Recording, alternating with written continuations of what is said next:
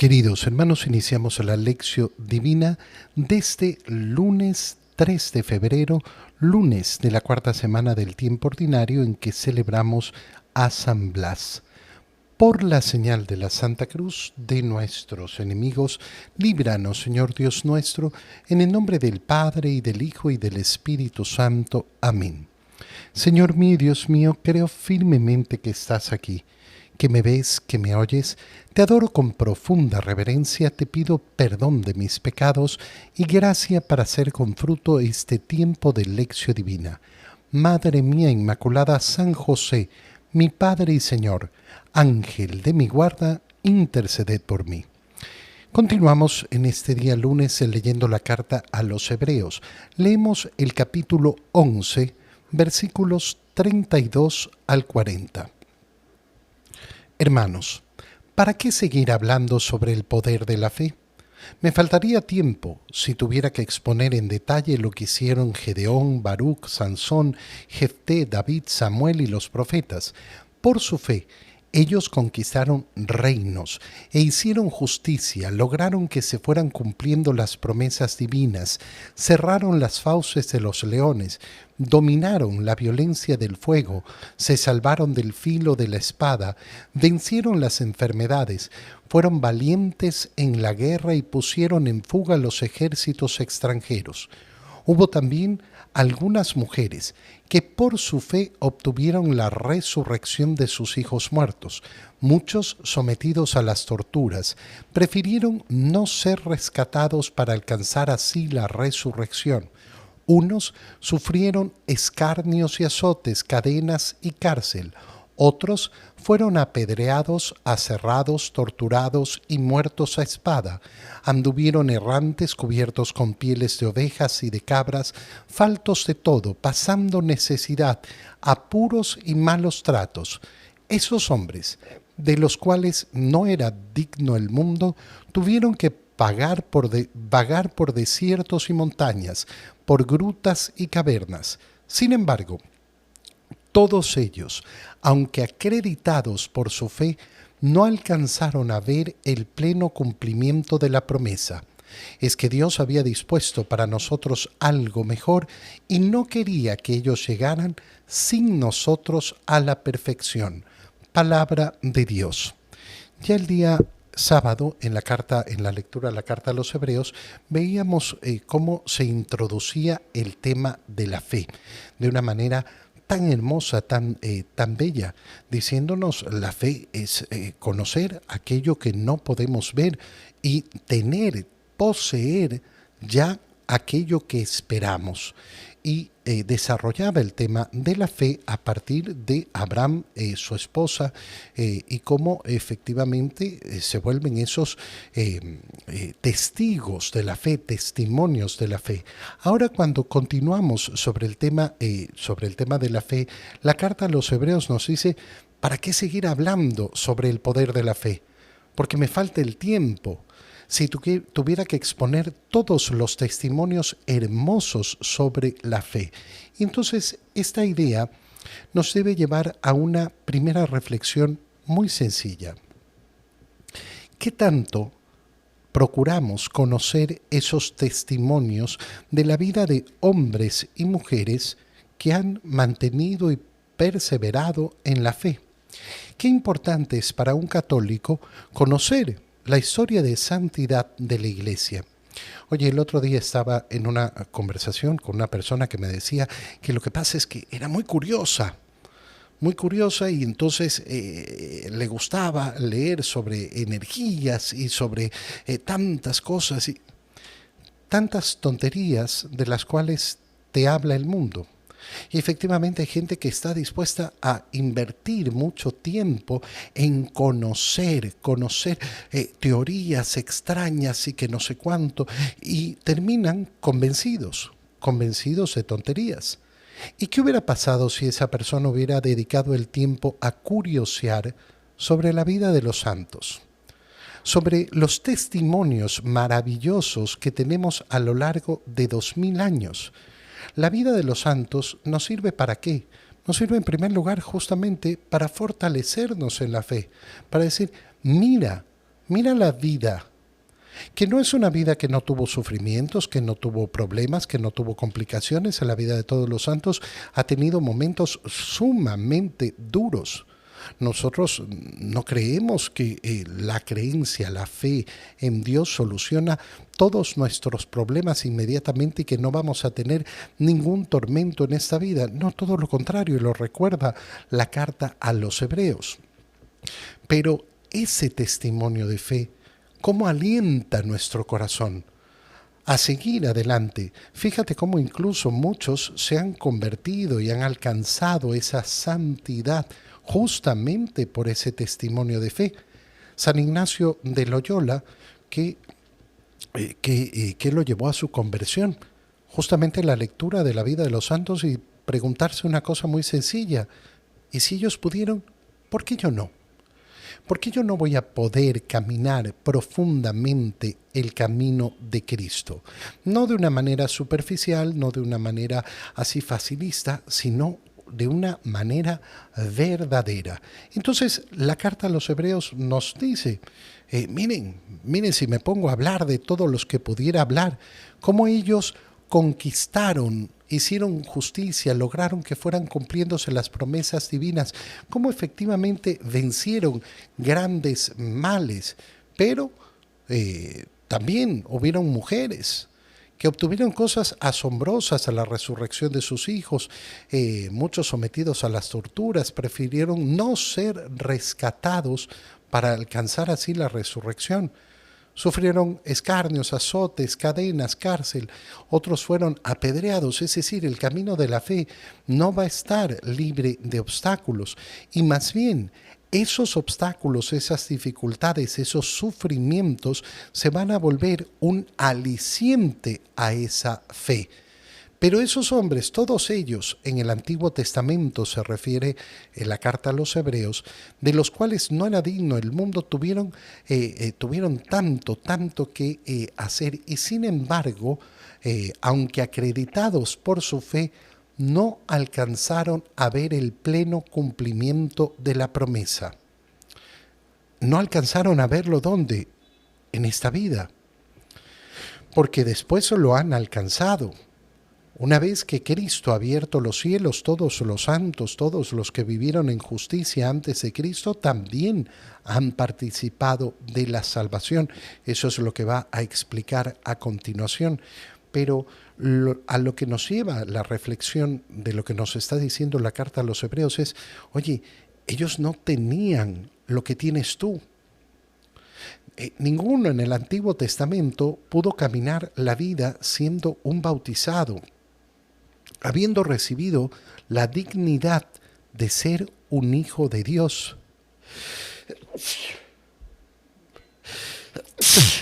Uy, perdón. Ninguno de ellos podía haber recibido eso. Ninguno de ellos podía haber caminado por este mundo habiendo recibido la Eucaristía, la cual la tenemos nosotros a nuestro alcance. Qué bonito ha sido ver ayer en el día de la presentación del Señor cómo Simeón, iluminado por la luz de Cristo, logró reconocer a ese niño como el Salvador, y cómo nosotros somos invitados hoy, iluminados por la luz de la fe, a reconocer la presencia real de Jesucristo en la Eucaristía. Y entonces tenemos mucho más, infinitamente más, para poder vivir nuestra fe. Y entonces dice la carta a los Hebreos, porque Dios había dispuesto para nosotros algo mejor, una vida muchísimo mejor, que es la que podemos vivir hoy, llenos de gracia, llenos de todos los regalos que nos ha dado el Señor para que podamos cumplir su voluntad. Y no quería que ellos, los en la antigua alianza, llegaran sin nosotros. ¿Qué quiere decir sin nosotros? Es decir, en esa comunión de los santos, donde efectivamente la vida de gracia, la vida de fe, abunda en bienes para todos, los vivos y los difuntos. Me refiero a los difuntos que están en el purgatorio, cómo nuestra vida puede alcanzarles a ellos tantos favores. Fíjate cómo estamos viviendo el año el año jubilar de la esperanza, año santo, en el cual podemos ganar de una manera tan fácil indulgencias plenarias. Para mí, sí, claro, para mí, pero también para los difuntos. Es hermoso ver cómo personas ganan constantemente indulgencias plenarias ayudando a los fieles difuntos. Nos referimos siempre a los que están en el purgatorio. ¿A qué? A pasar el purgatorio. Imagínate el servicio precioso que pueden realizar, que tú y yo podemos realizar en este mundo por nuestros hermanos difuntos. En el Evangelio, leemos el Evangelio de San Marcos, capítulo 5, versículos 1 al 20. En aquel tiempo, después de atravesar el lago de Genesaret, Jesús y sus discípulos llegaron a la otra orilla, a la región de los Gerasenos. Apenas desembarcó Jesús, vino corriendo desde el cementerio un hombre poseído por un espíritu inmundo que vivía en los sepulcros. Ya ni con cadenas podían sujetarlo. A veces habían intentado sujetarlo con argollas y cadenas, pero él rompía las cadenas y destrozaba las argollas. Nadie tenía fuerzas para dominarlo. Se pasaba días y noches en los sepulcros o en el monte, gritando y golpeándose con piedras. Cuando aquel hombre vio de lejos a Jesús, se echó a correr, vino a postrarse ante él y gritó a voz en cuello: ¿Qué quieres tú conmigo, Jesús, Hijo de Dios Altísimo? Te ruego por Dios que no me atormentes. Dijo esto porque Jesús le había mandado al espíritu inmundo que saliera de aquel hombre.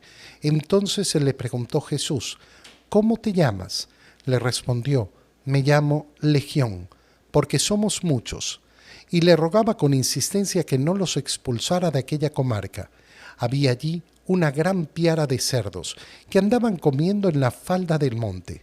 Los espíritus le rogaban a Jesús: déjanos salir de aquí para meternos en esos cerdos. Y él se lo permitió. Los espíritus inmundos salieron del hombre y se metieron en los cerdos, y todos los cerdos, unos 2000, se precipitaron por el acantilado hacia el lago y se ahogaron. Los que cuidaban los cerdos salieron huyendo y contaron lo sucedido en el pueblo y en el campo. La gente fue a ver lo que había pasado. Se acercaron a Jesús y vieron al antes endemoniado, ahora en su sano juicio sentado y vestido. Entonces tuvieron miedo, y los que habían visto todo les contaron lo que le había ocurrido al endemoniado y lo de los cerdos. Ellos comenzaron a rogarle a Jesús que se marchara de su comarca. Mientras Jesús se embarcaba, el endemoniado le suplicaba que lo admitiera en su compañía, pero él no se lo permitió y le dijo: vete a tu casa a vivir con tu familia y cuéntales lo misericordioso que ha sido el Señor contigo. Y aquel hombre se alejó de ahí y se puso a proclamar por la región de Decápolis lo que Jesús había hecho por él, y todos los que lo oían se admiraban. Palabra del Señor. El Evangelio que acabamos de escuchar está en unión con el Evangelio que leímos el día sábado, donde Jesús se sube a la barca con sus discípulos para atravesar hacia la otra orilla del lago de Genesaret. ¿Y qué ha ocurrido en esa travesía? Que de repente se ha formado una tormenta tremenda, mientras Jesús dormía en la barca. Y los discípulos aterrados lo han despertado y se ha producido entonces ese calmar el viento y calmar el mar de Jesús. Es una escena impresionante, pero se une ahora a esta escena. ¿Por qué? Porque fíjate cómo ellos parten en esta travesía sin darse cuenta que venía una gran tormenta. Esta gran tormenta se ha producido en medio camino. Los pescadores normalmente tienen gran atención al clima y ninguno dijo: no, mejor no zarpemos ahorita porque viene una tormenta. Apareció de la nada y por eso esa tormenta adquiere una dimensión sobrenatural que no es explicada, y además una tormenta de una magnitud que hace que esos que estaban acostumbrados a enfrentarse a las inclemencias del mar tengan tanto miedo de creer que se iban a morir. Y claro, cuando lo unimos con el Evangelio que acabamos de leer, vemos efectivamente ese poder sobrenatural. ¿Por qué? Porque el Señor se estaba acercando a una zona dominada por el demonio. Y de una manera tan grande que incluso va a ser expulsado, le van a pedir que se vaya. Se enfrenta a un endemoniado y podríamos decir, bueno, pero desde el inicio del Evangelio estamos viendo cómo el Señor expulsa a los demonios. Pero aquí se trata de un endemoniado sumamente potente, sumamente fuerte. ¿Por qué? Porque son muchísimos demonios los que estaban en este hombre. En este hombre que nadie lo podía contener. Llegan y apenas desembarcan, nos dice el Evangelio, vino corriendo desde el cementerio un hombre poseído por un espíritu inmundo que vivía en los sepulcros. No lo podían sujetar ni con cadenas, habían intentado todo, pero nadie tenía fuerzas para dominarlo. Aquel hombre ve de lejos a Jesús y se echa a correr y grita, ¿qué quieres tú conmigo, Hijo de Dios Altísimo? No me atormentes. Jesús ya le había mandado al espíritu que saliera del hombre y no ha salido. Lo que sucedía normalmente, Jesús dice una palabra, sal, y el espíritu inmundo, es decir, el demonio salía del endemoniado. Pero entonces Jesús le pregunta, ¿cómo te llamas? Me llamo Legión, somos muchos. El número lo tenemos por la piara de cerdos que nos dicen habían más de 2000 cerdos que se precipitaron después por el acantilado. Estamos hablando de que hay 2000 demonios en este hombre. Eso es lo que nos dice la Escritura. De ahí que se produzca una posesión tan fuerte. Una persona puede quedarse efectivamente viendo el tema de la posesión y quedarnos viendo quedarnos viendo la necesidad de que se conozca el nombre del demonio, como le pregunta, somos legión. Esto puede confundir mucho porque el demonio no ha respondido su nombre, no le ha dado su nombre, le ha dado un nombre ficticio. Nos llamamos legión porque somos muchos, pero no le ha dado el nombre propio del demonio. Yo recuerdo haberle preguntado a un exorcista cuando iniciaba también yo a tener que enfrentar la pastoral de exorcismo, ¿qué tan necesario es preguntar el nombre y saber el nombre? Y me dice, ¿para qué? Cuando has detectado que está el demonio hay que expulsarlo, llámese como se llame. Y si son 1000 o son 2000 o son uno, hay que expulsarlos a todos. Lo que haya hay que expulsarlo.